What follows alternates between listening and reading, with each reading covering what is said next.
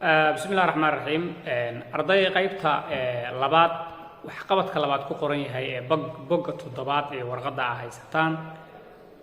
نجوب الجليد ده أيين قيبتا كويجينا مقالكا مركا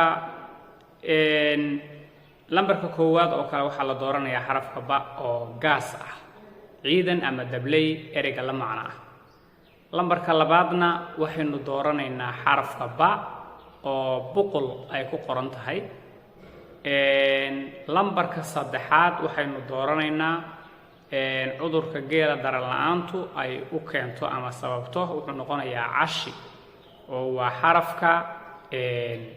sa ama c xarafka c lambar 4 waxaynu dooranaynaa c oo ah iyaduna culimada saddexda duub kale هامش كجسر علماء لمبركا شنات وحنقونا يا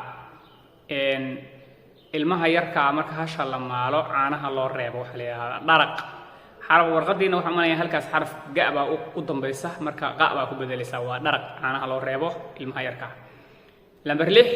وحال الرباعية لبرك اللحاد waxaa dooranaysaa dhammaan oo waxaan meesha ku qoran dhan waa faa'iidooyinka laga helo dhirta marka waa xarafka da lambar 7 waxaa dooranaysaa xarafka ba oo ah nabadoonka wuxuu yahay wixii arrimaha gudaha ah ee bulshada waa nabadoonka wixii dibadda ah iyo in dad kale ama bulshooyin kala dhex marana waa islaamka ama isimka lambar 9 lambar 8 sideed waxaa inoo ah awrka yar qaalinta ay ku curato waxa la yiraahdaa guubis baa la yiraahdaa xarfaha kale oo la macnaha ay meesha ku qoran iyaguna day guube baa ku qoran guube waxa la yiraahdaa xabka ka soo horeeya ilmaha geela ah marka uu dhasho baana waxa ku qoran gamme waxa la yiraahdaa fardaha timaha ay halka duudka sare ay ku yeeshaan waxa loo yaqaanaa gamaan uu ka soo jeeda ereyga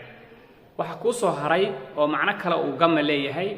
badda marka laga kalluumaysanayo kalluunku meelo uu galo baa jira oo la yiraahdo gaxashow kalluun gamuhu galaa oo laga gurtaa marka gamme iyadana baa la yiraahdaa hadda laakiin wuxuu meesha ugu jiraa